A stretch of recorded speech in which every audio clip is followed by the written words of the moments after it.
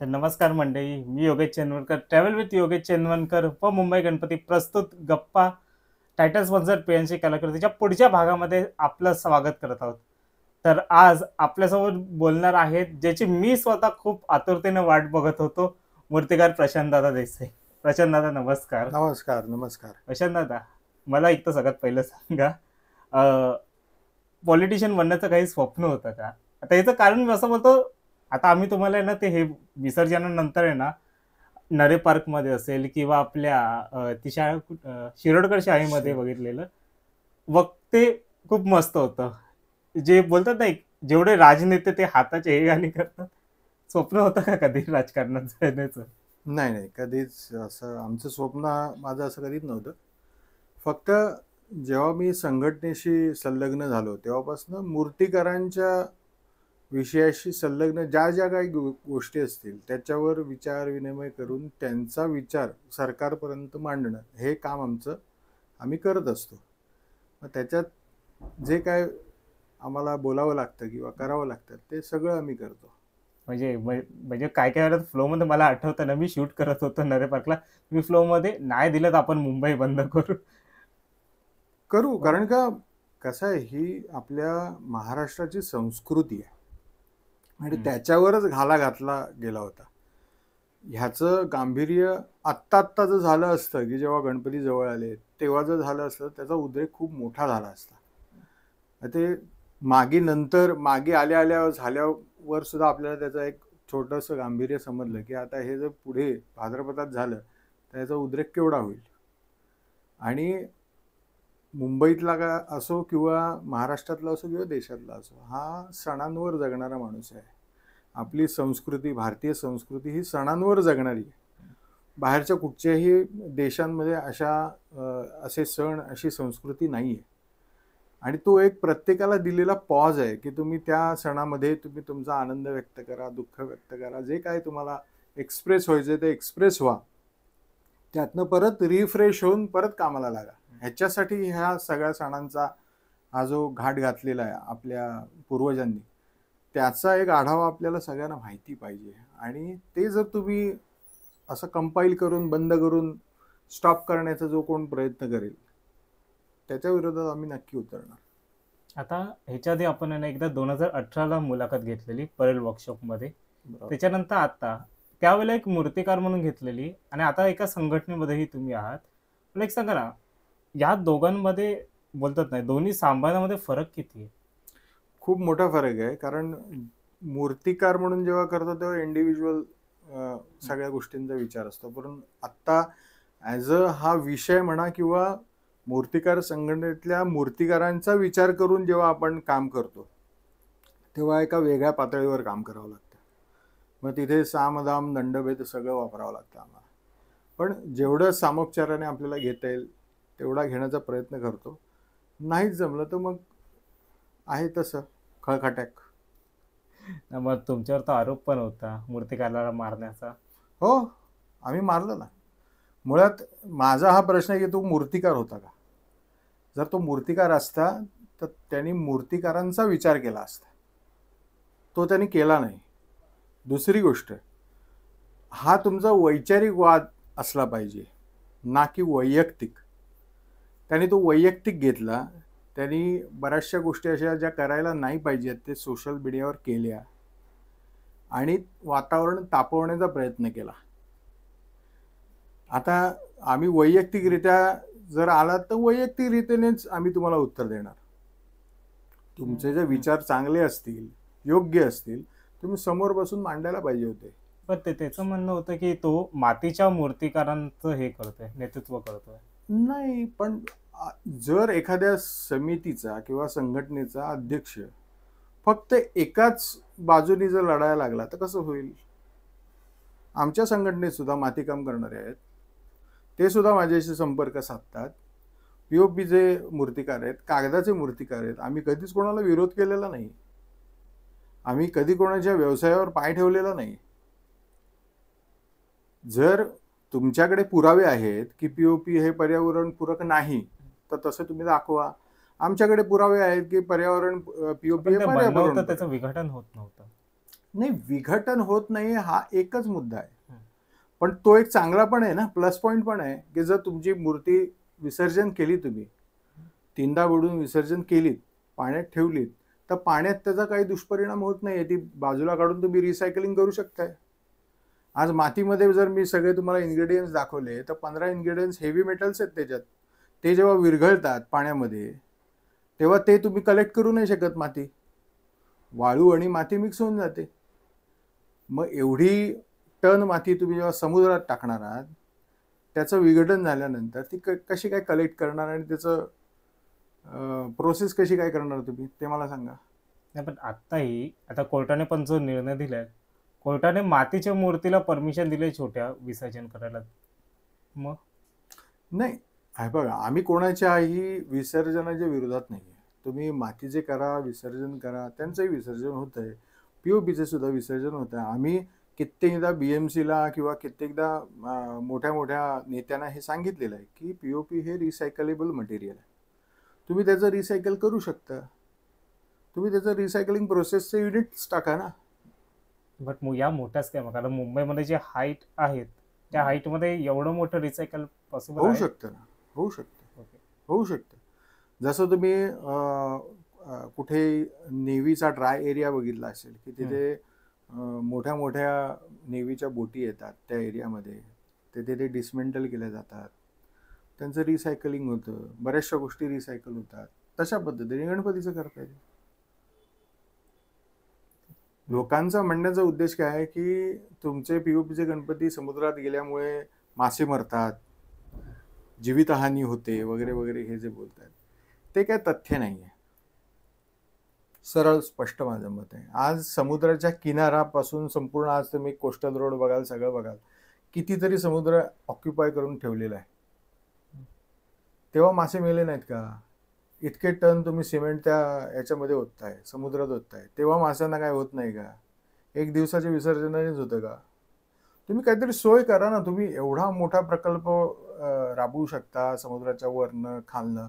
गणपतीसाठी काहीतरी तुम्ही खर्च करा आणि एक झोन तयार करा समुद्रात, की बाबा तिथेच गणपती विसर्जन होतील. असं काहीतरी करू शकतो ना आपण. आणि तिकडच्या मूर्त्याच्या विसर्जन झाल्या त्याचं रिसायकलिंग होईल. तेच पीओपी परत मूर्तिकार वापरू शकतो, परत ऑर्थोपेडिक सर्जन वापरू शकतो. आज आम्ही केलेल्या रिसर्चमध्ये आम्हाला असं समजतंय की सगळ्यात घाणेरडं पीओपी हे ऑर्थोपेडिक सर्जनचं असतं, की जे तुमच्या अंगावर 3-3 महिन्यानंतर उतरतं आणि ते जम्प्स घेऊन तुमच्या शरीरातलं बाहेर पडतं. ते जर पीओपी रिसायकल होतं तर मग आपला गणपती बाप्पा का नाही? हेच आमचं म्हणणं होतं. मग हे त्यांच्याबरोबर का नाही बोलले का तिथं? कोणाबरोबर? जे मातीच्या साईडने जे लढत होते. पण आमचा मातीवाल्यांशी विरोध नव्हताच ना. विरोध ज्यांनी केस टाकली त्यांनी टाकायच्या अगोदर आमच्या बरोबर का बोलणं केलं नाही? आमचा म्हणण्याचा उद्देश हाच होता. मी सुद्धा मातीच्या मूर्तिकारांशी नेहमी संवाद साधत होतो. तेव्हाच मी त्यांना म्हटलं की ज्या पर्यावरणवादाच्या नावाखाली तुम्ही ही केस टाकली, त्याला तुम्ही का समजवलं नाहीत की तू हे करू नकोस? जेव्हा आम्ही मातीवाल्यांच्या विरोधात केस टाकायला गेलो तेव्हा ह्यांची बोंबाबोंब चालू झाली की बाबा आता मातीचं पण तुम्ही गणपती बंद करणार का? म्हणजे ह्यांच्या पोटावर पण पाय देणार का? म्हटलं बरोबर आहे. आज महाराष्ट्रात जवळजवळ 22 ते 23 जिल्ह्यांमध्ये लाखो मूर्तिकार, त्याच्यावर त्यांची उपजीविका आहे. आणि मुंबईत जेवढं प्रोडक्शन चालत नाही तेवढं हमरापूर आणि इतर जिल्ह्यांमध्ये चालतं. त्यांचे रोजगाराचं काय? मुंबईतल्या मूर्तिकारांच्या रोजगाराचं काय? सगळ्यावर तुम्ही पाय देणार ते चालणार आणि तुम्हाला आम्ही असं सोडून देऊ, असं शक्य आहे का? आम्ही कधी तुमच्या विरोधात गेलो आणि याचिका टाकली का? नाही टाकली. कधी विरोध केला का? नाही केला. मग तुम्ही हा विषय सरळ बसून सोडू शकला असतात. तुम्ही काय केलात? पर्यावरणवादाचा एक हे घेतलात, मुखवटा घेतलात आणि त्याच्या मागून तुम्ही पीओपी वाल्यांच्यावर वार केलात. हे योग्य नव्हतं. मग पीओपी वाल्यांनी काहीच बोलायचं नाही आणि गप्प बसून राहायचं आणि काहीच करायचं नाही, हे कसं काय शक्य आहे? एखाद्याच्या पोटावर तुम्ही जेव्हा लाथ मारताय तेव्हा 10 वेळा विचार करा. पाठीवर 10 वेळा मारा त्याला, पण पोटावर नका मारू. आज किती आज तुम्ही बघताय, हे जेव्हापासून चालू झालंय, किती कारागीर इथे येत आहेत. नुसते महाराष्ट्रातले नाही, बाहेरचे पण आहेत. त्यांचं पण पोट आहे. त्यांची पण उपजीविका आहे. वर्षावर एकच सीझनमध्ये ते वर्षभराचं कमवून जातात इकडनं.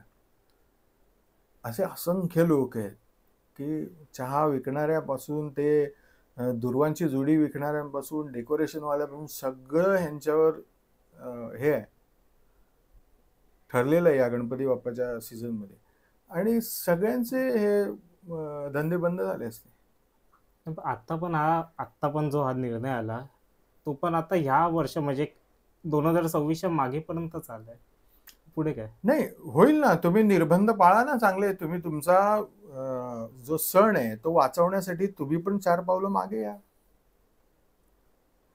म्हणजे जे म्हणतायत ना, विरोधक म्हणतायत किंवा तुमचं विसर्जन व्यवस्थित होत नाही, प्रदूषण होत आहे, त्या अनुषंगाने तुम्हाला काय काम करता येत आहे, मग BMC, समन्वय समित्या, संघटना एकत्र या की सरकारला आपण मदत करूया की बाबा हे अशा अशा पद्धतीने आपल्याला पायलट प्रोजेक्ट राबवता येतील. त्याची छोटीशी सुरुवात करू.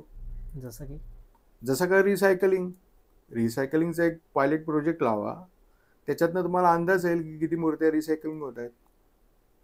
माझं हेच म्हणणं होतं. BMCला मी पहिल्यांदा हेच म्हणायचो, बरेच मीटिंगमध्ये मी हेच त्यांना विचारलं की तुम्ही आज प्रत्येक वॉर्डमध्ये कृत्रिम तलाव करता, सगळ्या गोष्टी करता, त्याच्यावर लाखो रुपये खर्च करता, तुम्ही त्या मूर्त्या नेऊन कुठे ठेवता? परत समुद्रातच टाकताय. मग तुम्ही कसं काय सांगताय की आम्ही कृत्रिम तलावात विसर्जन करतोय आणि हे करतोय? काल पण मी ही ज्या वेळेला पोस्ट केली ना, तेव्हा त्याच्यावर पण मला एक असा मेसेज आला की आता मोठ्या मूर्तीची आमच्याकडे एक मोठी मूर्ती बसते, एक त्याची पूजेची मूर्ती बसते. मग मोठी मूर्तीचं विसर्जन आम्ही एका ठिकाणी करायचं आणि पूजेची मूर्ती आम्ही एका ठिकाणी घेऊन जायची का? मग करा ना, मग त्याच्यात काय प्रॉब्लेम आहे? तुम्हाला सण वाचवायचा आहे की तुम्हाला तुमची मेहनत होती ती होऊ नये म्हणून ती वाचवायची? थोडंसं आपल्याला पण सरकारला मदत करणं आवश्यक आहे. आज तुम्ही लक्षात घ्या, हा छोटा विषय नाही आहे. हा जवळजवळ आज 20 वर्ष चाललेला विषय आहे आणि तो फक्त गणपती आले की वर येतो आणि मग गणपती करणाऱ्यांना त्याचा त्रास होतो आणि मीडिया चॅनल्सला त्याचं सगळं चांगलं TRP मिळतं. पण त्याच्या मागचा जो त्रास होतो ना मूर्तिकारांना, तो खूप वाईट आहे. फक्त मूर्तिकारांना नाही, 2020 मध्ये मंडळांवर बंदी होती की तुम्ही POPच्या मूर्त्या बसवायच्या नाहीत. बरोबर आहे? बरोबर. आता मंडळ हे वोट बँक असल्यामुळे त्याचा परिणाम त्यांच्यावर झाला नाही. परंतु ह्यावेळी जी बंदी आली ती मूर्तिकारांवर आली. तेव्हा एकही मंडळ आलं नाही. हेही सांगतो, आम्ही तुमच्या पाठीशी आहोत, एवढंच फक्त आम्हाला आश्वासन मिळालं, पण कुठचीही मंडळ आली नाहीत. स्पष्ट सांगतो मी, फक्त ते इथे जाधव काय धावत होते ते धावत होते, बाकी कोणी दिसले नाही आम्हाला. कोणी आमच्याबरोबर त्या संमेलनात फक्त आले, आम्हाला पाठिंबा दिला, दॅट्स इट. पण ह्याच्यावर नीट विचार विनिमय करून आपल्याला काय तोडगा काढता येईल की हा प्रश्न परत उद्भवता कामा नये, ह्याच्यासाठी काहीतरी काम करणं आवश्यक आहे. आणि सुप्रीम मध्ये गेला तर जाऊ दे. नाही पण मग परत तिथेही तो इन्व्हेस्टमेंटच आहे परत मोठी. बघा, तुम्हाला तुमचा जर आता काय आहे की विघ्नसंतोषी आहेत, त्यांना कोण ना कोणतरी बॅकिंग देत आहे आणि त्यांना हे सगळं करायला लावतं. ह्याच्या मागचं सगळं छडा आम्ही लावलेला आहे. हे आता जर मी बोललो तर हे सगळं जे काय झालंय निर्माण, त्याच्यावर सगळं विरजणूक हे लागेल. त्यामुळे ते मला आता बोलायचं नाही. पण ह्याची संपूर्ण डिटेल्स माझ्याकडे आहेत की ह्याच्या मागे कोण आहे, ह्याच्यामागे कोणाचं फंडिंग आहे, कोण बॅकअप ह्याला सगळ्याला देत आहे. आता हे सुप्रीममध्ये पण जातील, सगळीकडे नाचतील हे लोक. पण मी एक स्पष्ट सांगतो, हे लालबागच्या राजाची कृपा आहे, उमरखेडच्या राजाची कृपा आहे, परळच्या राजाची कृपा आहे, जेवढे आपल्या मुंबईतले जेवढे मानांकित गणपती आहेत त्या सगळ्यांची कृपा आहे. हे सक्सेस नाही होणार. ही लोक सक्सेस होणार नाहीत. पण त्याच्यासाठी आपल्याला काहीतरी निर्बंध घालून घेणं हे गरजेचं आहे की जेणेकरून आपल्या सणांवर कोणी गालबोट लावू नये. आपल्या राज्यकर्त्यांनी असा एखादा निर्णय घेणं आवश्यक आहे की सणांवर कोणीही केस टाकायच्या अगोदर या लोकांशी तुम्हाला बोलावं लागेल. जसं जलीकट्टूसाठी ती लोक उभी राहिली, त्यांच्या जलीकट्टूवर आता कोण केस नाही टाकू शकत. मग तसं आपल्या गणपती उत्सवावर का नाही, आपल्या सणांवर का नाही? पण त्यांच्या जलीकट्टूच्या वेळेला त्यांचं अख्खं ते राज्य उभं राहिलेलं ना मग त्यांच्यावर. तसंच उभं राहणं गरजेचं आहे आपल्याला. तुम्हाला तुमचा सण जर वाचवायचा असेल, तुमचं दहीहंडी पण वादात, तुमची होळी पण वादात, तुमचा गणपती उत्सव पण वादात, तुमची दिवाळी पण वादात, सगळेच वादात. तुम्हाला तुमच्या सणांसाठी उभं राहता येत नाही.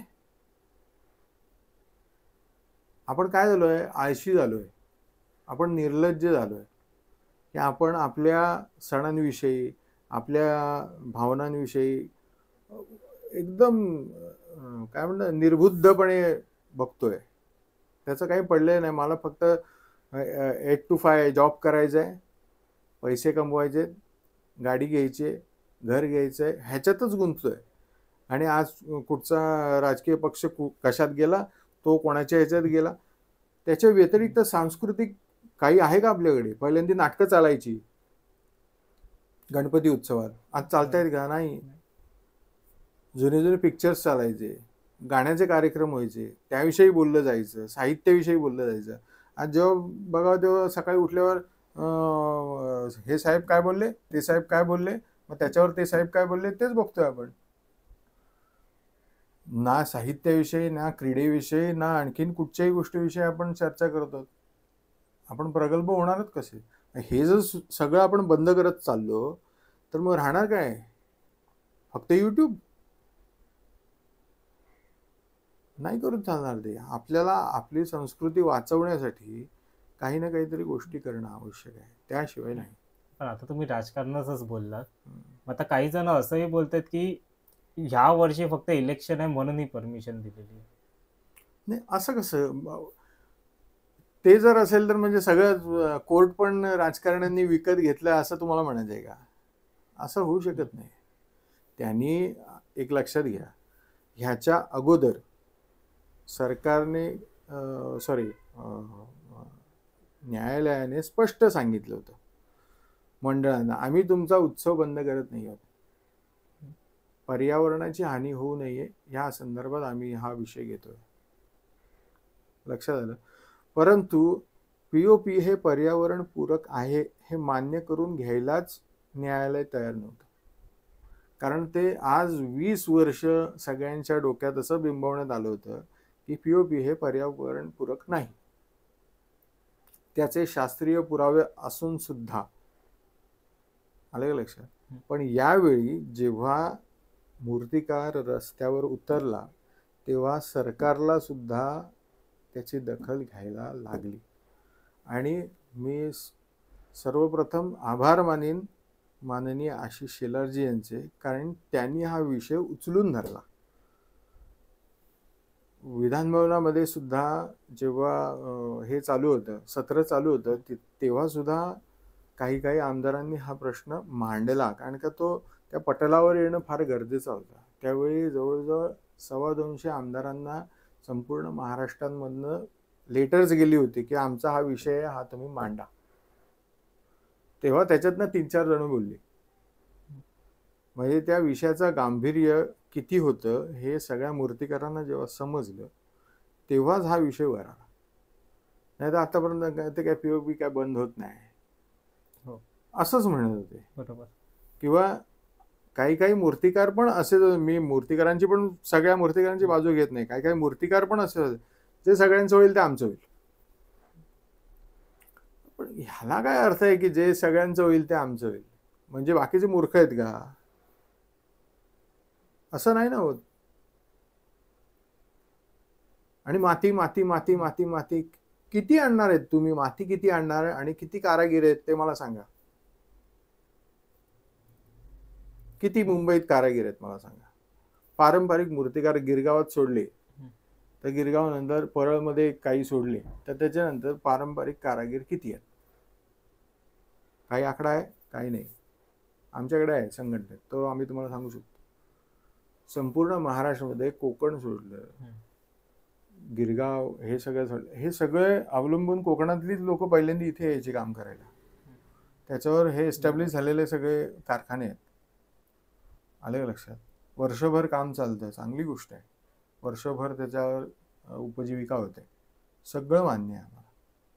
पण जर आम्ही उलटे फिरलो असे की नाही, माती ही पर्यावरणाला पूरक नाहीये आणि त्याच्या मागे जर आम्ही याचिका लावत राहिलो, तुम्हाला चालेल का? नाही चालणार. बघा, कलावंताला ना पीसफुल माइंड लागतं. जर ते असेल तर त्याच्या हातनं काहीतरी चांगलं घडेल. त्याच्या मागे तुम्ही शुक्ल काष्ट लावली तर तो काय म्हणेल की लावू दे ना, मी दुसरं काहीतरी बघतो, हे गणपतीचा फोटो लावतील, पुसतील आणि होईल काय व्हायचं ते. तुम्ही कलेला ज्या राज्यामध्ये कलेला महत्त्व नसेल ते राज्य कधीही वर येणार नाही. हे लिहून घ्या.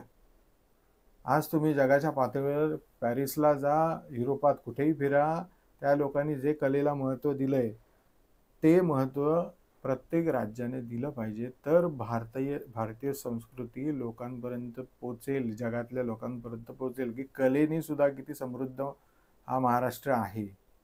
तुम्ही सगळ्या बाजूने सगळ्यांची कोंडी करायला निघालात तर ते काहीही हाताशी येणार नाही. फक्त झेंडे घेऊन फिरण्यासाठी माणसं राहणार नाहीत. साहेब साहेब साहेब साहेब कुठपर्यंत करतील? जोपर्यंत त्यांचे पेशन्स आहेत तोपर्यंत. नंतर तुमचीच चड्डी काढून घेतील ही लोक. कारण मनोरंजन नाहीये लोकांना. आज लोकांना फक्त हास्यजत्रा दिसते की संध्याकाळ झाली की हास्यजत्रा लावा, एंटरटेनमेंट करा आणि मोकळे व्हा. अरे पण किती लोक आज मूर्ती बघायला जेव्हा येतात कारखान्यांमध्ये मंत्रमुग्ध होतात, असे किती चेहरे आम्ही बघतो. किती लोकांच्या डोळ्यातनं पाणी येताना आम्ही बघितलेलं आहे. किती लोक भावूक झालेले आहेत, किती लोक आनंदी झालेली आहेत, हे आम्ही बघतो. मग हे आमचं कॉन्ट्रीब्युशन नाही आहे का? आज आगमनाला एवढी गर्दी होते, ते आमचं कॉन्ट्रीब्युशन नाही आहे का? लोकांना एंटरटेन करायचा ते कॉन्ट्रीब्युशन नाही आहे का? जे महान साहित्यिक असतील किंवा कोणी डॉक्टर असेल, इंजिनियर असेल, पंतप्रधान असतील आपल्या देशाचे, ते सुद्धा आमच्या मूर्तीच्या समोर नतमस्तक होतात. मग त्या कलेची पॉवर किती आहे हे तुम्ही ओळखायला पाहिजे. आणि तीच कला जर तुम्ही बंद करायला निघालात तर जर माणूस, आज आपला भारत देश हा प्रगतिशील होत चाललाय, बरोबर आहे, तर त्याबरोबर तुमची टेक्नॉलॉजी पण तशीच चेंज होत जाणार आहे ना. बरोबर. आज सणांमधली टेक्नॉलॉजी सुद्धा चेंज होतीये. आता आम्ही हायड्रॉलिक चालू केलं, त्याच्या अगोदर कोणीतरी ते डिस्प्ले चालू केला होता. काही ना काहीतरी नवीन येत राहणार, त्याच्यातनं काहीतरी नवीन निर्माण होत राहणार, तर तुम्हाला त्याच्यातनं नवीन काहीतरी बघायला मिळेल. पूर्वीच्या वेळी मातीची भांडी मिळायची, जेवणाची सगळी मातीची भांडी आजही मिळतात, पण ती आज नवीन पद्धतीने नव्या रूपात तुम्हाला मिळतात. हो. मग ती भांडी तुम्ही वापरता का? तुम्ही सुद्धा आधुनिकतेकडे गेले ना, तुम्हाला क्रॉकरी लागते. बरोबर. मग ती सुद्धा इटलीची लागते, बरोबर आहे ना. मग ह्या सगळ्या बारीक बारीक लक्झरीज गोष्टी कुठून येतात? तर ह्या कलेतनं येतात. कला जेव्हा तुम्ही जोपासाल तेव्हा या सगळ्या गोष्टी तुम्हाला प्राप्त होतील. तुम्ही नुसताच पैसा कमवला आणि तुमच्याकडे आजूबाजूला एस्थेटिक सेन्सच नसेल तर काय फायदा आहे त्या पैशाचा? मी काय बोलतो, मग ही आयडिया तुम्हाला आधी होती का की असं मूर्ती थांबणार आहे? हो, मला विजय खातू साहेबांनी एक दिवशी आम्ही असेच बसलो होतो तेव्हा मला सांगितलेली गोष्ट आहे. ही गोष्ट आहे साधारण 12-13ची साल, मला नक्की आठवत नाही, 12 साल होतं का 13 साल होतं. तेव्हा त्यांनी मला सांगितलेलं होतं की हे असं पुढे होणार आहे. तेव्हा मी त्यांना ते प्रश्न विचारला होता की एवढं तर मला माहिती आहे की जोपर्यंत विजय खातू साहेब आहेत तोपर्यंत ही बंदी येणार नाही. आणि तसंच झालं.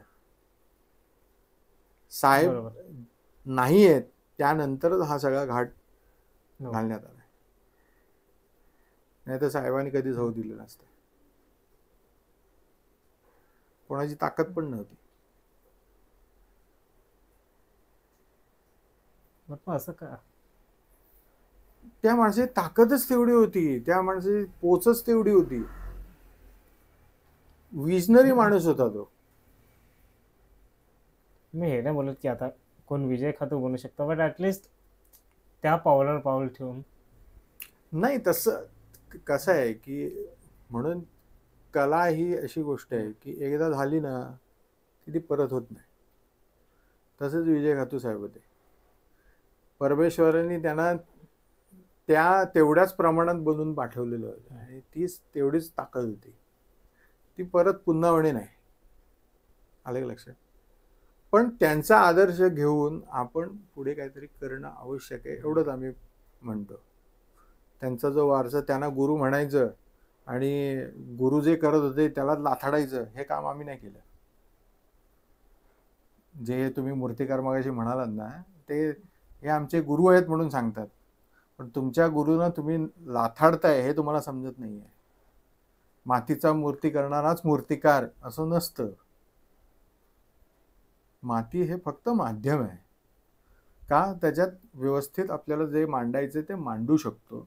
ती तितक्या वेळ तुमच्यासाठी थांबू शकते. ही जाणीव त्या मातीत आहे, म्हणून आपण माती वापरतो. काय बोलतो मग ह्याची व्याख्या काय आहे मूर्तिकाराची? मूर्तिकाराची व्याख्या सरळ आहे. जे आपल्या शास्त्रामध्ये लिहून दिलेलं आहे त्याचं मूर्तिमंत उदाहरण सादर करणं, तोच मूर्तिकार. जे वेदांमध्ये लिहिलेलं आहे. आता लोक म्हणतात तुम्ही उंच मूर्त्या का करता? का आपल्या ज्ञानेश्वरांनी लिहून ठेवलेलं आहे. वक्रतुंड महाकाय सूर्यकोटी समप्रभ निर्विघ्नं कुर्मे देव सर्व कार्येषु सर्वदा. बरोबर? मग ह्या वाक्याचं तुम्ही जेव्हा मूर्तीत रूपांतर करणार असाल तेव्हा काय कराल? वक्रतुंड महाकाय. आता महाकाय तुम्ही दाखवणार कसं? एक फुटात? महाकाय ही संज्ञा आज तुम्ही संपूर्ण मुंबईत फिरताय, टोलेजंग इमारती आहेत. महाकाय जे दिसतं बाबा, ह्या बिल्डिंग मध्ये माझं घर असायला पाहिजे, का फील होतं? बट अगे मी काय बोलतोय, मग ते आता काय काय जण तर बोलतात त्या महाकायामुळेच हा इश्यू क्रिएट होतोय. नाही, बघा, आपण पण ह्या दृष्टिकोनातून विचार करणं आवश्यक आहे. जर आपल्या या महाकायामुळे जर इतरांना त्रास होतोय, बरोबर आहे, पण ते इतर किती आहेत आणि कोण आहेत हे पहिले तपासून घ्या की खरंच त्यांना त्रास होतोय का. आणि जर समजा इथेही 5 जण आहेत आणि इथे हे 5 लाख लोक आहेत, तुम्ही कोणाचं ऐकणार आहात? 5 लाख म्हणजे याचा अर्थ हा नाही ना हे 5 लाख, हे 5 बोलतायत ते 5 लाख मूर्ख आहेत, नाही ना. हा ठीक आहे, इथे पण 5 लाख आहेत, इथे पण 5 लाख आहेत, तर मी मान्य करेन. मग तुम्ही दोघांनी मिळून काहीतरी एक सुवर्ण मध्ये काढा. किंवा महाकायाची माझी व्याख्या ना 22 फुटापर्यंतच आहे, तेवढीच ठेवा. आलं लक्षात? किंवा 50 फुटापर्यंत आहे, तेवढीच ठेवा. काहीतरी आकडा ठरवा, एक सामंजस्याने तो विषय तिथे संपून टाका. काहीतरी सुवर्ण मध्ये काढा. तुम्हाला ते काढायचंच नाही, तुम्हाला ते अजून आणखीन लहान जर करत करत करत न्यायचं आहे, तर मग परत ये रे माझ्या मागल्या येणारच आहे. बरं, आणि इतके लोकांची जी इन्व्हेस्टमेंट झालेली आहे, सगळ्यांचे उदरनिर्वाह इतके वर्ष त्यांचे चालू, त्यांचं काय आहे? सरकारने त्यांना प्रत्येकाला 5-5 कोटी द्यावे, ते शांत बसतील घरात, व्याजावर टाकतील आणि बसतील. गणपती बाप्पा मोरया, 1-1 फुटाचा काढून देतो तुम्हाला सगळ्यांना. तसं नाही ना. बरं, सगळ्यांना ते हँडल पण नाही होत आहे ना. आता काय काय आपण बघितलं, आता 1-2 मी फक्त मंडळ सांगतो उदाहरण म्हणून. गणेश गल्ली असो किंवा नरे पार्क असो, यांच्याकडे तो पट्टा एवढा मोठा आहे ना की तो गणपती आरामशीर तो पाण्यामध्ये जातोय. बट काय काय जणांचं कसं होतं, त्या किनाऱ्यावरच मोठी मूर्ती आहे, किनाऱ्यावर सोडून ती लोक निघून पण जात आहेत. ते मंडळांनी त्याचा विचार करायला पाहिजे. आणि आता यावेळी तुम्हाला चान्स मिळाला आहे चांगला, की तुम्हाला पीओपी मुक्त झालेला आहे, ते जे आत्तापर्यंत झालेलं नव्हतं, पीओपी मुक्त झालंय आणि त्याच्यावरची बंदी उठून तुम्हाला विसर्जन करायला दिलंय. आता त्याचा तुम्ही व्यवस्थित फायदा उचलला पाहिजे. मंडळांना मी हीच विनंती करीन की बाबा तुम्ही आता सुद्धा मी बघतोय की काही मंडळांचे 32 फूट 38 फूट 50 फूट, आता तुम्ही म्हणाल तुम्ही पण करताय 38 फुटाचा, पण आमचा जो गणपती आहे त्याने पर्यावरणाला हानी होणार नाही याची 100% मी गॅरंटी देतो. आणि मी हे फक्त मी देत नाही आहे, तर सुतार गल्ली सुद्धा देईल की जो तो गणपती करते. त्याच्यामुळे प्रदूषण होणार नाही आणि त्याचबरोबर पर्यावरणाला कुठचीही हानी होणार नाही याची काळजी आम्ही घेतो. पण तुम्ही जर 30 फूट 40 फूट 50 फूट विसर्जन करणार असाल तर ही नक्कीच काळजी घ्या की त्या गणपतीचं नखही पाण्याच्या बाहेर दिसता कामा नाही. तेवढी ताकद पण तुम्ही ठेवा. तुम्ही 50 फूट करणार आणि तिथे येऊन तो आडवा करून पाडणार, समोरचा गणपती पण तोडणार, स्वतःचा गणपती पण तोडणार, आजूबाजूचे 4 माणसं पण त्याच्यात त्यांना पण त्रास होणार, हे योग्य नाही. ह्याच्या मी सुद्धा विरोधात आहे की जर तुम्हाला तुमची जर पेलवायची ताकद असेल तर तुम्ही करा, माझं काही म्हणणं नाही, पण तो विसर्जन व्यवस्थित झाला पाहिजे. कुठेही आपल्या संस्कृतीवर आपल्या सणांवर कोणी बोट लावेल असं करू नका. तुम्ही तुमच्या मंडळा थ्रू BMCशी संपर्क साधा, समन्वय समितींशी संपर्क साधा आणि आपला गणपती कसा विसर्जन व्यवस्थित करता येईल ह्याचा आराखडा आखा आणि तो विसर्जन व्यवस्थित करा. इच्छा प्रत्येक मंडळाची असते की माझा गणपती बाजूच्या गणपतीपेक्षा उंच असायला पाहिजे. कॉम्पिटिशन आहे, नो डाऊट, पण तेवढी ताकद स्वतःकडे ठेवा. म्हणजे आगमनाला लाखो लोक आणि विसर्जनाला 10 लोक पण नसतात, हा प्रकार नाही झाला पाहिजे. तुमच्याकडे तेवढी मॅनपॉवर पण पाहिजे. तुमचा गणपती म्हणजे हे दैवत आहे आणि ते दैवताचं विसर्जन हे व्यवस्थित झालं पाहिजे. पण आपण तराफ्याचं बोललो, बट अगेन सेंट्रल रोडवरचा गणपती मग तराफ्यावर नाहीच बसू शकत ना. मग त्याचं डिसमेंटलिंग कशा पद्धतीने करता येईल ह्याच्यावर काम करा. म्हणूनच तर मी म्हणतोय ना की महानगरपालिकेने सुद्धा अशा मूर्त्यांसाठी वेगवेगळी सोय केली की बाबा तिथे त्या झोनमध्ये गणपती गेला की बाकीच्या कुठच्याही रील काढणाऱ्यांनी किंवा फोटो काढणाऱ्यांना एंट्री नाही. मग तिथे तो डिसमेंटल झाला पाहिजे व्यवस्थित. तुमची ट्रॉली तुमची पण तसं तर आता कोर्टाचाच आदेश आहे की गिरगाव चौपाटीवर पण फोटोग्राफीला परमिशन नाहीये. नाही, तरी सुद्धा काढतात त्या एवढ्या लाखोच्या याच्यामध्ये तुम्ही कोणाकोणा थांबणार हा प्रश्न. पण तुम्ही एखाद्याचा झोन क्रिएट केलात की तुमची मूर्ती विसर्जन झालेली आहे, त्याच्यावर पाणी समुद्राचं लागलेलं आहे, ती मूर्ती त्या झोनमध्ये गेली पाहिजे आणि तिथे ती डिसमेंटल व्हायला पाहिजे. अशा पद्धतीचं तुम्ही काय जरी स्ट्रक्चर तयार केलं तर हा प्रश्न सुटण्यासारखा आहे. आणि त्या झोनमध्ये बाकी कोणाला एंट्री नसेल, फक्त मंडळाची माणसं, महानगरपालिकेची माणसं एवढीच. त्यांनी तो त्यांचा गणपती डिसमेंटल करायचा, त्यांचा जो सांगाडा आहे तो त्यांनी लगेच घेऊन जायचा. असं काहीतरी करणं आवश्यक आहे. नाही तर मग मंडळांनी विचार करून बाबा आपल्या गणपतीची पद्धत बदलणं गरजेचं आहे की जे विसर्जनाला पूरक असेल, असं काहीतरी करावं लागेल. कारण कसं आहे, आपल्या 2 मंडळांच्या 3 मंडळांच्या हट्टामुळे अख्ख्या 14,000 मंडळांना तुम्ही फटका देता याचा विचार करा. त्याच्याबरोबर सगळी इकॉनॉमिकल सिस्टम आहे त्याला तुम्ही धक्का देता याचा विचार करा. मग मूर्तिकला म्हणून तुम्ही असं काय पर्याय, सेंट्रल रोड अगर आपण काढला तर दुसरं काही तिथे करू शकतो का उभ्या गणपतीला? नाही, तसं कसं काय करणार. मग ते फ्रेमिंग म्हणून तर सांगतोय ना की त्याचं फ्रेमिंग जर त्या ट्रॉलीवर केलं, भले तो सेंटर रोड असेल तरी ती उचलून मूर्ती तुम्ही बाजूला त्या ड्राय एरियात तुम्ही घेऊन जाऊ शकता, तिथे डिसमेंटल करू शकता, तुमची ट्रॉली बाजूला होईल. लक्षात आलं का? म्हणजे समजा ही ट्रॉली आहे, या ट्रॉलीवर तुमचं एक फ्रेमिंग असेल आणि त्या फ्रेमिंगवर सेंटर रॉड असेल, त्याचं अटॅचमेंट ट्रॉलीला असेल, ते डिसमेंटल केलं, गणपती उचलून ड्राय एरियाला गेला, तिथे तो डिसमेंटल झाला, ट्रॉली बाजूला झाली तुमची. काही ना काहीतरी आयडियाज लावायला तुम्हाला लागणार. आणि मुळात त्याची जी विटंबना लोकांना वाटते की हे विटंबना करण्यासारखं आहे की तुम्ही हातोडे घन घेऊन फोडताय वगैरे वगैरे वगैरे, पण तुमचं मटेरियलच तसं आहे. आलं का लक्षात?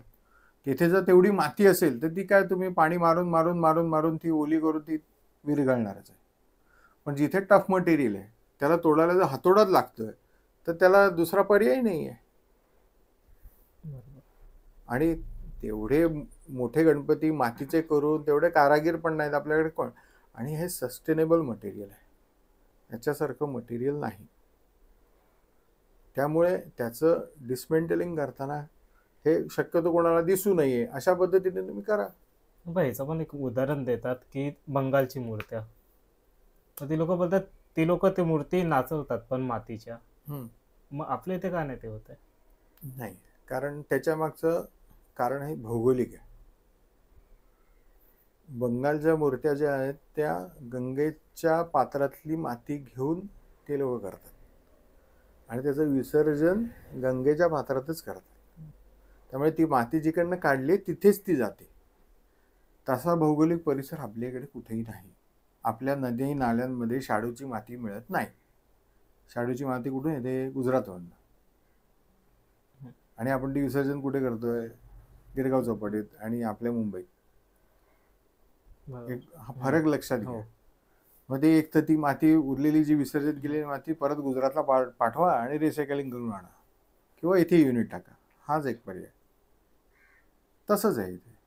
आपल्याकडचं जे भौगोलिक हे वातावरण आहे, आपली मुंबई जेवढी फास्ट आहे तेवढा अख्खा देश फास्ट नाही आहे.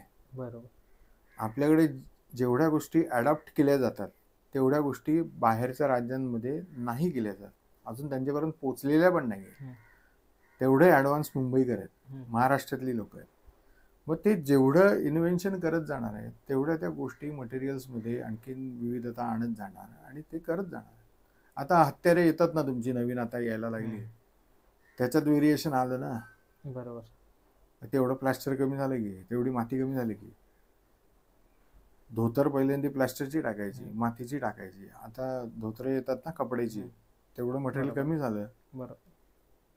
मग कुठे ना कुठे काहीतरी तुम्ही नवीन इन्व्हेन्शन आणलं ना, तोच प्रकार आहे. हळूहळू होणार आहे. तुम्ही म्हणाल की आजपासूनच इको फ्रेंडली करा.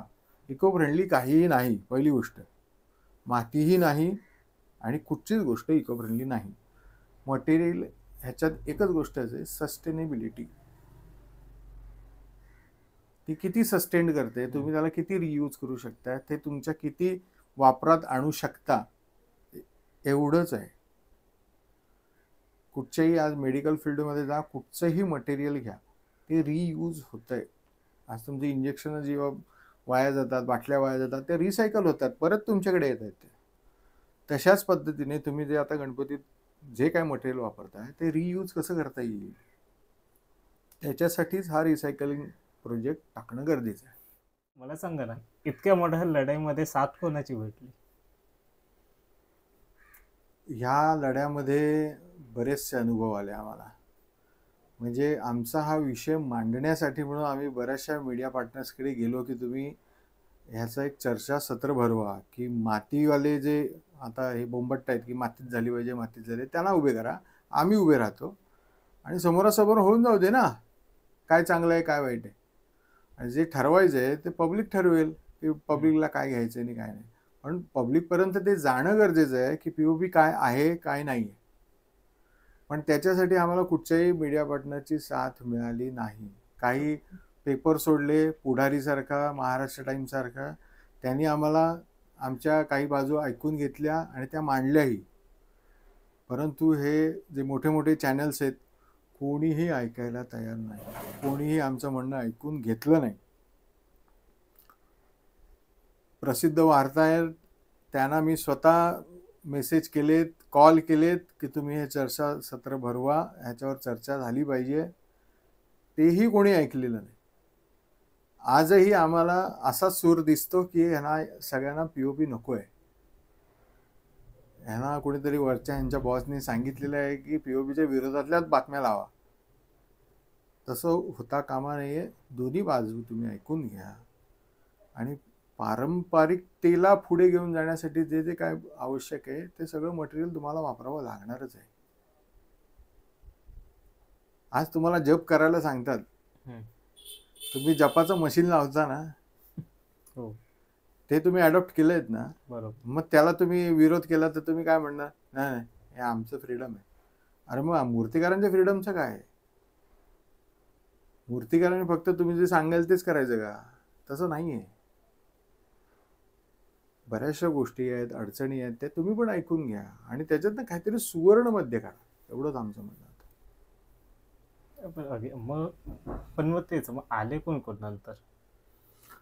आले, खऱ्या अर्थाने सांगू का, की मूर्तिकार एकत्र आले ह्या विषयात, हो. की जे 2020 मध्ये व्हायला होतं. हम्म. हे ऍक्च्युअली आम्ही ठरवलं होतं की 2020 मध्ये आपण आंदोलन करायचं. पण ते कोविडमध्ये? हो, त्याच्यानंतर जेव्हा आमच्या मीटिंग झाल्या, ते लालबागमध्ये पण झाले. आमच्या सगळ्यांचे पुण्यापासून इतर जिल्ह्यापासून पण लोक आली होती, जी आत्ता पण आमच्या बरोबर आहे. पण तेव्हा त्यांचं असं म्हणणं झालं की नाही, आंदोलनातनं काही साध्य होणार नाही, आंदोलन वगैरे करायचं नाही, आपले विषय आपण ह्या मोठ्या लोकांपर्यंत पोचवत राहायचे आणि त्यातनं ते लोक मार्ग काढतील. मान्य आहे. पण जोपर्यंत तुम्ही तुमचा आवाज त्या लोकांना दाखवणार नाहीत, तोपर्यंत तुमच्या विषयाला लक्ष येणार नाही. पण तसं तर आताही म्हणजे आता पण आपण आंदोलनचं हे करणार होतं, पण आंदोलनचं संमेलन मग का केलं? संमेलन केलं त्याच्या मागचं हे कारण की त्याच्या काही लिगल फॉर्मॅलिटीज होत्या. एक तर आमचा काही विरोध बीजेपीला नव्हता किंवा कुठच्याही राजकीय पक्षाला नव्हता. आमचं म्हणणं काय होतं की आमचं म्हणणं काय आहे ते तुम्ही समजून घ्या.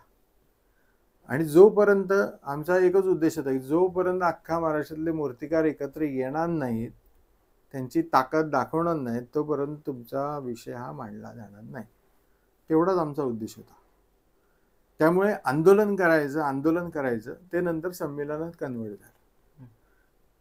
की जर आंदोलन केलं असतं तर जे न्यायालयाचा जो भाग आहे की त्यांनी जो इंटरिम ऑर्डर दिलेली आहे त्याचं उल्लंघन झालं असतं. ते होऊ नये आणि आपला विषय कसा मांडता येईल ह्याच्या संगनमतामध्ये आम्ही सगळ्यांचा विचार घेऊन, मी तर त्याच्या विरोधात होतो. मी सांगितलेलं की नाही, आंदोलनच व्हायला पाहिजे. पण काही गोष्टी इतरांच्या पण ऐकून घेतल्या की नाही, चला ह्यांचं म्हणणं असं आहे की बाबा हे पुढे उल्लंघन होऊ शकतं, पण ठीक आहे, आपल्या एका हट्टामुळे सगळ्यांचं नुकसान नको. मग त्या आंदोलनाचं संमेलन झालं आणि मग त्या संमेलनामुळे आम्हाला सगळ्यांचा सपोर्ट मिळत गेला. मग आशिष शेलार साहेबांनी आम्हाला खूप मदत केली, जितू राऊत साहेबांनी आम्हाला खूप मदत केली, पराग चव्हाण साहेबांनी आम्हाला खूप मदत केली. त्याच्यानंतर जेवढ्या समित्या होत्या आपल्या मुंबईतल्या, हितेश जाधव, आणखीन जयंत साळगावकरांची समिती वगैरे, ह्या सुद्धा एकत्र आल्या. ते सुद्धा म्हणाले की आम्हाला तुमच्या मंचावर बसायला द्या, आम्हाला पण आमचे विचार मांडायचे. तुम्ही म्हटलं या, सगळ्यांनी एकत्र या, कारण का हा विषय फक्त आता मूर्तिकारांचा राहिला नाही, तर हा अख्ख्या सणाचा विषय झाला. कारण त्याचा केंद्रबिंदू मूर्तिकार आहे, मूर्तिकाराचाच गळा पकडण्यात आलाय. त्यांनी जर मूर्त्या केल्या नाही, तुमचा सण काय साजरा होत नाही. मग त्याला आत्ता पहिलं वाचवणं हे तुमचं कर्तव्य आहे, तर तुम्ही पण या. स्वागत होतं. आम्ही कोणाला असं म्हणजे खेचून बोलवायला नाही गेलं की तुम्ही या. आले सगळे एकत्र आणि गणेशाची कृपा होती की त्यांनी सगळ्यांना एकत्र आणलं. त्यामुळे हे संमेलन पण व्यवस्थित त्याच्यात सुद्धा विघ्न संतोषी काही होते की त्या संमेलनात ते होऊ नये म्हणून त्याच्या मागे लागलेले होते, ते सुद्धा आम्ही पार पाडले आणि ते निर्विघ्नपणे पार पडलं. नाही, कारण आता बरंच हे होतं ना, आता मी पण ऐकत होतो ना, मला पण काही जण बोलत एवढं पार्किंग कुठे करणार, ती जागा आहे का, हॉस्पिटल, हे ते बरंच काय चाललेलं त्या वेळेला. नाही, आम्ही ऍक्च्युअल ते सुरुवातीला असं ठरलं होतं की ते आझाद मैदानावर करायचं. पण तिथे एवढी कॅपॅसिटी जमा व्हायला देत नव्हते ती लोक. काही स्पेशल त्याला परमिशन्स लागतात, त्या परमिशन मिळत नसल्यामुळे मग शेवटी आम्ही नरे पार्कात आलो आणि तिथे डिसिजन घेतलं. तिथे आम्हाला अडचण आली, तिथे पराग चव्हाण साहेबांनी आम्हाला मदत केली, तिकडच्या आजूबाजूच्या मंडळ, परळच्या राजाने आम्हाला मदत केली, फार मोठं सहकार्य परळच्या राजाने केलं आम्हाला. आणि म्हणजे काही मंडळांना आम्ही लिटरली अशी लेटर्स दिली की बाबा एवढी लोक येणार आहेत, तर तुम्ही त्याच्या चहाचा किंवा पाण्याचा जे काही तुम्हाला खर्च जमेल तो तुम्ही द्या. आमच्याकडे काही नव्हतं, काही म्हणजे अक्षरशः सांगतो काही नव्हतं. मूर्तिकारांना, आपल्या मुंबईतल्या मूर्तिकारांना तर काही माहिती पण नव्हतं की हे संमेलन आंदोलन काय होणार आहे. त्यांच्यासाठी मीटिंग खास घेण्यात आली. त्यांना सांगण्यात आलं की बाबा हा एवढा एवढा खर्च आहे, आपल्याला सगळ्यांना मिळून काढायचा आहे. कोणी तयार होते, कोणी तयार नव्हते, कोणी अजूनही तयार नाहीत, असे असंख्य लोक आहेत. पण ते पार पडलं. ते त्याची कृपा होती गणपती बाप्पाची, त्याच्यामध्ये पार पडलं. असं आता पुढे काय? पुढे आता तुम्हाला डिसिजन मिळालेला आहे, फक्त तुम्ही तुमच्या ताटातलं बाहेर जायला देऊ नका. एवढा प्रयत्न आपण केलेला आहे. आता ते सांभाळून ठेवायचं काम मंडळांचं आणि मूर्तिकारांचं आहे. ओव्हर एक्झॅजरेशन करू नका. सण वाचला पाहिजे हा मेन मुद्दा तुम्ही डोक्यात घ्या. कोण मोठा मूर्तिकार आहे, कोण मोठा कुठचं मोठं मंडळ आहे, त्यापेक्षा आपला सण वाचला पाहिजे ह्याच्यावर तुम्ही लक्ष कॉन्सन्ट्रेट करा. कारण हे विघ्न संतोषी काय थांबणारे नाही, मी स्पष्ट सांगतो. अजून हे काड्या घालतील, अजून ह्या गोष्टी करतील.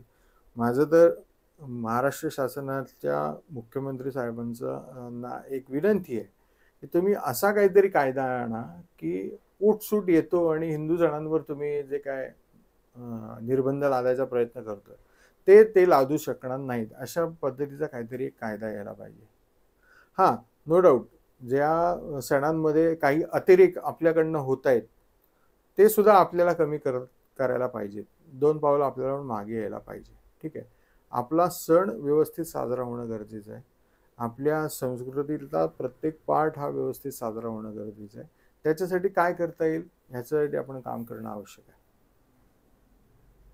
तर महाराष्ट्र शासनाने ह्याच्यावर नीट विचार करून असा काहीतरी एक कायदा काढा की कोणी उठसूट येतो आणि याच्या विरोधात जातो असं होता कामा नये. आणि त्याला मग महाराष्ट्र शासनाला पण तोंड देता येत नाही, VMCला पण तोंड देता येत नाही, आणि वाट लागते ते आमच्या सणांची. आम्ही काय तुमच्याकडे लाखो रुपये मागायला, मूर्तिकार कुठच्याही राजकारण्याकडे पैसे मागायला जात नाही आणि कुठचाही राजकारणी उठून मूर्तिकारांना पैसे देत नाही. आमचं एवढंच म्हणणं आहे की आमचा रोजगार वाचला पाहिजे. नाहीतर हाच विचार उलटा तुम्ही करा. जर लाखो मूर्तिकार बेरोजगार झाले तर त्याच्यातले किती चांगले राहतील आणि किती वाईट होतील.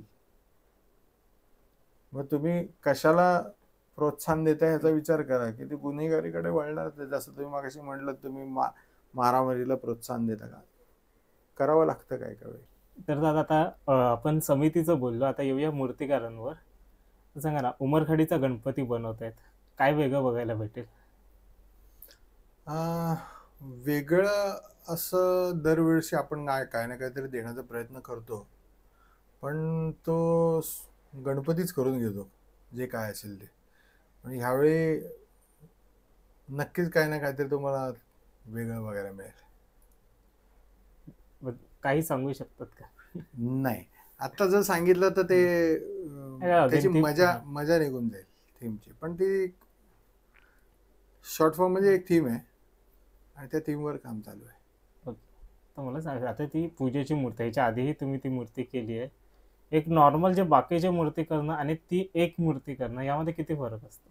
खूप फरक आहे, कारण त्यांची ती पूजेची मूर्ती आहे आणि उमरखाडीच्या राजाचे जे भक्त आहेत ते अक्षरशः त्या मूर्तीसाठी वेडे आहेत. मी त्यांना वेडेच म्हणतो. मूर्तीसाठी, गणपतीसाठी वेडी असलेली माणसं. दिवस बघत नाहीत, रात्र बघत नाहीत. त्यांना सांगितलं ना तुमच्या मूर्तीसाठी 3 वाजता उठून या, इथे काम आहे, ते उठून येतात. तेवढी त्यांची ती भक्ती लगाव आहे त्या मूर्तीशी. आणि ती पूजेची मूर्ती असल्यामुळे त्यांचे काही एक रिस्ट्रिक्शन्स आहेत की बाबा ती मूर्ती आगमनापासून विसर्जनापर्यंत व्यवस्थित गेली पाहिजे. त्याच्यासाठी जे काही पॉईंट्स लागतात ते त्यांच्या मंडळातले जे वरिष्ठ आहेत ते आम्हाला वारंवार सांगत असतात.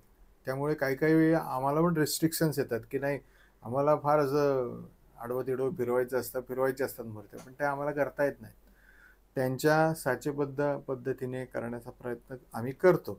तरी सुद्धा काही काही वेळी ते आम्हाला फ्रीडम देतात, मी त्यांना फ्रीडम देतो की ठीक आहे बाबा, तुमचं पण व्यवस्थित झालं पाहिजे आणि थोडंफार गणपती पण चांगला प्रेझेंट झाला पाहिजे. ह्या दृष्टिकोनातून आमचं कोऑर्डिनेशन करून ते काम चालू असतं. सुतार गल्लीचं पण तसंच आहे, म्हणजे आता जसं हा यूज आहे तसं सुतार गल्ली पण यूज आहे. बट आणि दोघांचं ते पण एक आहे की दोघे तराफ्यामधून पण जातात. आता सुतार गल्लीला ते गेल्या वर्षी ते इतके हात होते, ती भीती नाही वाटली का की तो त्या वेव्स मधून?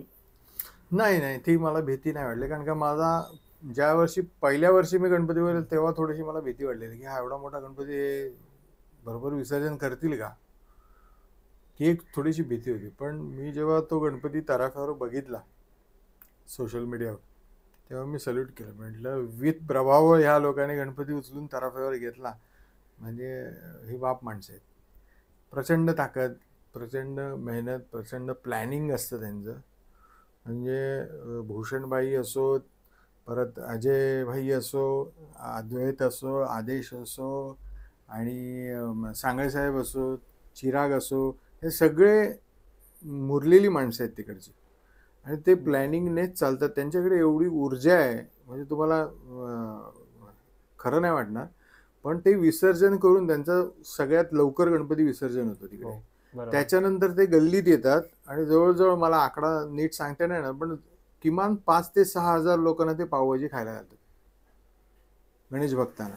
म्हणजे केवढी ताकद आहे त्याच्यात, विचार करा. म्हणजे एवढं सगळं करून येऊन लोक घरी येऊन झोपतात, पण ही लोक झोपत नाही. रात्री 3 वाजेपर्यंत 4 वाजेपर्यंत त्यांची पावभाजी तिकडे वाटप चालू असतं. म्हणजे एवढं सामाजिक कार्य सुद्धा, आणि त्याचप्रमाणे गणपतीचं सुद्धा निर्विघ्नपणे व्यवस्थित पार पाडायचं, त्याचं प्लॅनिंग 5-5, 6-6 महिने अगोदर त्यांचं माझ्याबरोबर चालू असतं, आणि निर्विघ्नपणे सगळं पार पाडण्याचं काम जे करतात सुतार गल्ली आणि उमरखाडीचं पण विसर्जन खूप सुंदर पद्धतीने हो. होतं. घेऊया नरे पार्कवर. नरे पार्क इतके वर्ष केला, तो पुन्हा करायसारखा वाटतो का? हो, नक्कीच, का नाही. पण मध्ये अशा काही गोष्टी झाल्या की माझ्याकडनं तयारी नाही आहे, आणि माझ्या काही डाय जळल्यामुळे माझ्याकडे तेवढी आवकही नव्हती की तेवढं सगळं परत उभं करा. हळूहळू माझं चालू आहे. ज्यावेळी मी परत त्या पदावर येईन, त्यावेळी नक्की तो गणपती माझ्याकडे येईल. तर तेव्हाचे काही किस्से आहेत का तुमचे, ज्यावेळेला तुम्ही बनवत होते? अं, कधीचे म्हणजे जेव्हा नरे पार्क. नरे पार्क तुमच्याकडे होता ना, हो, तेव्हाचे असे काही किस्से आहेत काय की जे अजून बाहेर कोणाला सांगितले नाहीत तुम्ही? नाही तसं मी म्हणजे काही गोष्टी मी रिव्हील करत नाही, पण आता तू विचारतस म्हणून मी सांगतो की काही काही वेळी मी जेव्हा पहिला त्यांचा गणपती केला, तेव्हा बरेचसे असे किस्से होते. मी त्यावेळी खातूसाहेब होते, आणि जसा तो गणपती माझ्याकडे आला, म्हणजे त्याचीच कृपा, पण मी जेव्हा कारखान्यात एंटर केलं, तेव्हा सगळ्यांच्या नजरा माझ्याकडे होत्या. तेव्हा मला काहीतरी विचित्र वाटत होतं, हे सगळे मला का बघतायत, पण ते मला बघत नव्हते, ते त्या परळच्या राजाला बघत होते. बरोबर. माझं काहीच अस्तित्व नव्हतं, मी तर काय मोठा असा फेमस मूर्तिकार पण नव्हतो, पण ती त्याची कृपा होती. त्या कृपेची झलक मला तेव्हा मिळाली.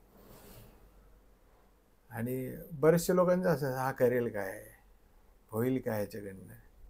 म्हणजे मंडळातनं सुद्धा काही काही रिस्पॉन्स मला असे येत होते. म्हणजे बबनदादा शिरोडकर असतील, मिलिंददादा असतील, किंवा मीनारबाई असतील, सचिन शेट्टे साहेब असतील, सगळ्यांनी खूप सपोर्ट केला, खूप सपोर्ट केला. पण असं ना की क्युरिओसिटी की करेल का, पण तेव्हा तेवढे ती लोक स्ट्रिक्ट पण होत. त्यांनी मला स्पष्ट सांगितलं होतं की जर ही तुझी बॉडी एवढी 19 फूट नसेल तर आम्ही गणपती दुसऱ्याला देऊ. म्हटलं ठीक आहे, मग जेव्हा बॉडी येईल तेव्हा तुम्ही बघा, नाही तर माझ्याकडे तिकडे आहे भाईंदरला, तिकडे येऊन बघा. नाही, तू इथे आणशील तेव्हाच आम्ही करू, आम्ही काय तुझ्याकडे येणार नाही बघायला. पण जेव्हा ती संपूर्ण मूर्ती पीसेसमध्ये जेव्हा गाडीतनं उतरली, तेव्हा त्यांचं मोजमाप चालू होतं सगळ्यांचं, नाही हे होईल, करेल. आणि ते हार्डली 1 ते 1.5 दिवसामध्ये ती मूर्ती उभी पण झाली. तेव्हा त्यांना सगळ्यांना कॉन्फिडन्स झाला की नाही, हा काहीतरी करणार. पण त्याच्या अगोदर अशी एक त्यांच्याकडे प्रथा नव्हती, पण ती मी चालू केली की एक छोटं स्केल मॉडेल त्यांना द्यायचं की तुमचं मूर्ती कशी होणार आहे, काय इम्पॅक्ट येणार, त्याची पोच कशी असेल, काय असेल. आणि तोही असा किस्सा होता की यांना म्हणजे वेगळं द्यायचं म्हणजे काय द्यायचं असं. तर बरोबर. तेच मी त्यावेळी टोपीवाल्यात राहत होतो आणि मी जस्ट स्केच करत होतो. स्केच करत असताना माझी बायको कपडे वाळत घालत होती आणि ती सहज त्याच पोजमध्ये उभी राहिली. बरोबर. तिला स्टॉप, तिथेच स्टॉप. एक रफ स्केच बाजूला काढून घेतला, ही ही पोज. मग ती फेअर केली. ते स्केच त्यांना दाखवलं. हा ते काहीतरी वेगळं म्हणाले, म्हणजे आता तुम्हाला हे 3D मॉडेल दाखवता मग त्याचं 3D मॉडेल त्यांना नेऊन दाखवलं. ते बघितल्यानंतर ते खुश झाले, त्यांनी फायनल केली तिथे. म्हणजे असे असंख्य योग जुळत गेले आणि तो बाप्पा आमच्याकडे आला. म्हणजे बरेचसे लोक म्हणत पण होते की बाबा खूप खूप प्रेशर असतं, ह्यांच्यावर खूप मोठं मंडळ आहे, 5,000 6,000 हे आहेत. पण नंतर नंतर त्यांचीच लोक सगळे सहयोग द्यायला लागले. हळूहळू ते पण प्रचंड वेळ आहे गणपतीसाठी. गणपतीचं जे काय काम असेल, सगळ्यात पहिल्यांदा जाऊन भेटायचं ते रॉकीला. रॉकी आणि अमित ह्यांच्याशिवाय ट्रॉलीला कोणी तिथे हात लावत नाही आणि त्यांच्याशिवाय मीही कोणाला विचारत नाही किंवा त्यांचे नटबोल्ट काय करायचे काय नाही करायचं, हे सगळं ते मला येऊन गाईड करणार. आणि पर्टिक्युलर त्यांची ट्रॉली एवढी सुंदर आहे की त्याच्यावर काम करायला संपूर्ण मजा येते. तुम्ही कसाही गणपती बॅलन्स करू शकता, एवढी जबरदस्त ट्रॉली आहे त्यांची आणि एवढी हेवी आहे की ती जमिनीला पकडून चालते, कुठेही उडत नाही आणि कधीही गणपती तुमचा जर्क झालेला दिसणार नाही. एवढी परफेक्ट ट्रॉली त्या मंडळाची. कसं असतं आता तुम्ही तो महिनाभर तो गणपती बनवतच होतात, म्हणजे पीसेस पण सगळं, पण ते रिएक्शन काय होतं ज्यावेळेला तो पहिल्यांदा, त्यावेळेला तो इथेच बनला, ITCच्या मागेच बनलेला. ज्यावेळेला तो बोलतात नाही पब्लिकच्या हाती तो गणपती आला, तेव्हा तुमचं काय रिएक्शन होतं तिथे? खरं सांगू का, माझं त्या वर्षीचं तारांबळ चालू होती, कारण की इथे एक गणपती चालू होता आणि भाईंदरला काही गणपती चालू होते. हो. त्यामुळे इथे झाल्यानंतर ओलात बसायचं, तिकडनं तिथे जायचं, एक तासभर त्या ओल्यातली जी काय झोप असेल ती, नंतर तिकडचे गणपती करायचे, तिकडचं झालं की परत ओलात बसायचं, इकडे यायचं आणि तो गणपती करायचा. त्यामुळे एवढे आम्ही थकून गेलो होतो. त्याच्या आगमनाला येण्यासाठी आम्हाला प्रचंड पाऊस लागला होता, प्रचंड पाऊस होता आणि आम्ही जवळजवळ अर्धा तास लेट झालो. तोपर्यंत गणपती रेडी होता. मंडळांनी परांची उडून माझी वाट बघितली आणि शेवटी गणपती त्यांच्या वेळेत त्यांनी बाहेर काढला. गणपती जेव्हा ITCला आला होता तेव्हा मी मागणं पार्किंग करून मग त्या गणपतीला बघायला उभा राहिला होता. तोपर्यंत ते गणपती माझ्या कारखान्यात, म्हणजे त्या कारखान्यात गेला होता. तो जो एक्सपिरियन्स असतो की आता माझा गणपती बाहेर, तो मी मिस केला. परंतु लोकांच्या रिॲक्शन्स मला तिकडे ITCच्या वेळी, म्हणजे मंडळ सगळी जमलेली होती, गणेश भक्त जमले होते, त्यांच्याकडच्या ज्या रिॲक्शन होत्या त्या खूप चांगल्या मिळाल्या, खूप चांगला प्रतिसाद मिळाला आणि त्या गणपतीमुळे आज मला मुंबईत ओळख मिळाली. तो पहिला गणपती की त्यांनी मला ओळख दिली मुंबईत. माझा पण परेलचा जन्म, तो गणपती अगदी बोलतात ना, लहानपणीपासून तो गणपती बघतो, बट तो काहीतरी वेगळा वर्ष होता. म्हणजे आता बोलतात नाही आम्हाला तेवढ्यात असं बोलायला नको, बट एरियातले लोक आहेत थोडंफार आम्हाला माहिती कळतेच की गणपती कसा आहे. पण त्यावेळेला ते बोलले की आणि शेषनाग आहे, म्हणजे नॉर्मली विचार करतात शेषनाग म्हणजे 5 फण किंवा 7 फणाचा साधारण शेषनाग, त्याच्यावर गणपती.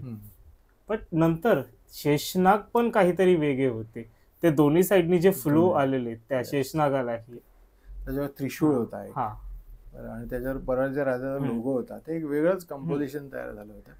तो त्यांना असं म्हणजे नाद, एक तर त्यांची सवय होती की त्यांचा गणपती उभा असतो, पण तो उभा जर कम्प्लीट करून मग शेषनाग तो खूपच उंच जात होता. त्यामुळे तो त्याची उभ्या राहण्याची पद्धतच अशी आली की त्याला मग ती एक बसायची ढप पण मिळाली आणि तो अर्धा ना उभा अर्धा बसलेला असा तो गणपती त्या कंपोजिशन मध्ये आला. पण त्याला काय साजेसं होईल तर तो शेषनाग, म्हणजे त्या शेषनागाची जी सेटिंग पोझिशन त्याला मिळाली, आणि तो फ्लो घेऊन मग वर जाऊन तो बाबा एक त्रिशूळ, लोगो आणि परळचा राजा असं ते कंपोजिशन तयार झालं त्यावेळी. ती त्याचीच संकल्पना, त्यांनी जे काय सांगितलं ते मी केलं. कारण ते होतं ना की कित्येक वर्षानंतर काहीतरी बोलतात ना, एक नवीन बघायला भेटलं तर ती पण मजा येते. ती मजा येते. आणि त्यावेळी खरंच खूप चांगलं झालं होतं काम आणि लोकांना पण ते खूप आवडलं. आणि त्याच गणपतीने मला दुसऱ्या वर्षी परळ मैदानात डायरेक्ट एंट्री मिळाली, की बाबा तू करू शकतोस, तू ये. मग त्यावेळेला हा पण गणपती मस्त झालेला उमरखाडीचा. हो. मग त्याचं पण आता माझं कसं, माझं एक उंदरांचं क्रेज आहे. लोकांना गणपती जसं आहे तसं. मला आठवतं मी त्यावेळेला जितूदादाला बोललेलो, हा. ते ते फायबरचे आहेत ना, विसर्जनाला काढणार ना, त्याच्यामधलं एक मला एक दे. मिनिट. कारण ते बोलतात ना, उंदरालाही ती क्रिएटिव्हिटी देणं, हा. ती पण मस्त वाटत होती त्याच्यामध्ये. तेच नवीन काही ना काहीतरी द्यायचा प्रयत्न करतो आपण. कारण का कसं हे एलिमेंट सगळीकडे फिरलेले असतात. काही ट्रेंड सेट झालेले आहेत, लोकांच्या नजरेमध्ये बसलेले असतात, की आता म्हटलं ना की वेलिंग साहेबांचा गणपती, खातो साहेबांचा गणपती, हे ट्रेंड सेट झालेले आहेत. त्यांना तोडून काहीतरी आपलं वेगळं दाखवायचं आहे, त्याला खूप कस लावा लागतो. मग ते करत असताना काय काय गोष्टी हळूहळू होणार, त्या काय काय गोष्टी ॲड करत जाव्या लागतात. मग काय कधीतरी प्रभावळीमध्ये, कधी गणपतीत, तर कधी खुरांमध्ये काहीतरी वेगळं द्यावं लागेल, तेव्हा ते डेव्हलप होत जाईल. म्हणजे बरीच लोक म्हणतात की एक ट्रेंड सेट म्हणजे हा गणपती म्हणजे वेलिंगांचा, त्याचा चेहरा असाच असतो, हा खातूंचा, हा त्यांचा चेहरा असाच असतो. पण ते सोडून काहीतरी वेगळा चेहरा देण्याचा किंवा वेगळं काम देण्याचा प्रयत्न मी करत असतो. मला किती जमलंय मला माहीत नाही, ते लोक सांगतील, पण काहीतरी वेगळं द्यायचंय. चेंजेसही खूप झाले त्या फेस. हो हो. दरवेळी मी सांगतो ना, मी 9 वर्षात माझ्याकडे 6 चेहरे मी तयार केले होते 12 फुटाचे. दरवर्षी एक करायचा मी प्रयत्न करतो. यावेळी काहीतरी वेगळं करूया, ह्यावेळी काहीतरी वेगळं. यावर्षी पण एक नवीन चेहरा असेल. ह्यावेळी सुद्धा काही वेगळा चेंज केलेला आहे का चेहऱ्यामध्ये, तो चालू आहे, त्याचं पण झालं काम. येतो बघूया, तो आम्हाला बघायला भेटेलच. तर तुमच्यातून कधी पहिलं आगमन? 17. ओके. उमरखाडीचा राजा. ओके, उमरखाडीच पहिला. वा. उमरखाडीचा राजा, परमानंदवाडी, आणि त्याच्यानंतर अंधेरीचा साकीनाक्याचा, आणि त्याच्यानंतर मग कोल्हापूर, पण ते 20 तारखेला आहे. ओके. ते राहील तुम्ही बोलला त्याच्यामध्येच परमानंदवाडीचा गणपती. आणि त्याच्यामध्ये पण असं नाही की आम्ही तो गणपती मोठा बघितला. गेल्या वर्षी गणपती हाईटने छोटी बॉडी होती. तर मग आता काल पण माझा एक मित्र बोलला, अरे प्रशांत दादाचा इंटरव्ह्यू घेते तर तिला विचार, तो गणपती आता असं छोटाच बघायला भेटणार का? नाही नाही, ते मुळात कंपोजिशन तसं होतं, आलं का लक्षात? त्याच्या मागचं आणखीन माझं एक कंपोजिशन होतं, पण ते खूप हेवी होत होतं. म्हणजे वारकरी हा विषय होता. कारण का गेल्या वर्षी कसं आमच्या इकडनं, मी जिथे राहतो पुण्याला, तिकडनं वारी जाते, ते क्रेज होतं मला. म्हटलं मग हे एलिमेंट्स वापरून आपण काहीतरी करायला पाहिजे. म्हणजे ह्याच्या अगोदर कोणी केले नाहीत अशातला भाग नाही, पण त्या टाळावर नाचणारा गणपती हा कसा असेल, तर त्याच्यासाठी मग आधी विचार केला की 2 हात असतील, त्याच्यामध्ये ते 2 टाळ असतील, आणि त्याच्यावर डान्सिंग करणारी फिगर. मग आता हे एवढं मोठं कंपोजिशन करण्याने मग त्याच्यात मूर्ती केवढी मोठी होईल जर करायचं झालं, मग ती मूर्ती छोटी ठेवायची आणि ते कंपोजिशन करायचं. पण नंतर म्हटलं की ते त्याच्यामुळे हाताला जास्त महत्व आहे.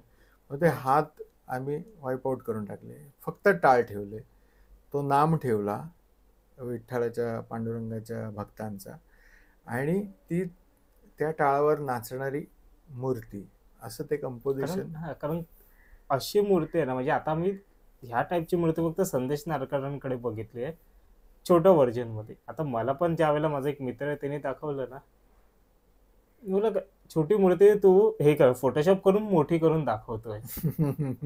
अशी नाही होऊ शकत, म्हणजे आपल्याला ती सवय झाली आहे. हा, आपल्याला सवय राजा बघायची सवय झाली आहे, किंवा प्रभावळ त्याच्यामधलं काम बघायची सवय. पण मला जास्त करून अशा कंपोजिशन मध्ये काम करायला जास्त आवडतं. पण आता लोकांची जी मागणी असते त्यानुसार पण काय काय वेळा काम करावं लागतं. पण कंपोजिशन म्हणून जर काय, माझ्या डोक्यात अजून असंख्य संकल्पना आहेत. म्हणजे काय काय वेळ माझ्या मनात तर सुतार गल्लीविषयी एक जबरदस्त आयडिया होती, पण ती साकारण्यासाठी माझे टेक्निशियन्स माझ्याबरोबर नाही आहेत. मी त्याच्यासाठी ते टेक्निशियन्स अजूनही शोधतोय, की ती संकल्पना जर आपण राबवली याच्यात तर काय होईल, तर तो वेगळाच आविष्कार होऊ शकेल. तर त्याची इच्छा कधी होईल तेव्हा. पण असं करत राहण्यामुळे आपण काहीतरी वेगळं देऊ शकतो. आपला जन्म फक्त ह्याच्यासाठी झालेला आहे की तू कलावंत म्हणून जन्माला आलास, तर तू तुझं काम 100% देण्याचा प्रयत्न कर. That's it. तुला ते यश मिळो न मिळो, हे तुझे जे काय कर्म असतील मागची त्याच्यामुळे तुला मिळेल, पण तू वेगळं काय देऊ शकतोस ह्याचा ध्यास ठेवायचा, एवढंच मला म्हणायचं. ठीक आहे दादा, तर धन्यवाद. तुम्ही कामाला वेळ दिला त्याबद्दल आम्ही आपले आभारी आहोत. आणि तुम्हाला ही व्हिडिओ कशी वाटली ती कमेंटद्वारे सांगा. इतकं बोलून मीही तुमची रजा घेतो. जय हिंद, जय महाराष्ट्र. जय महाराष्ट्र.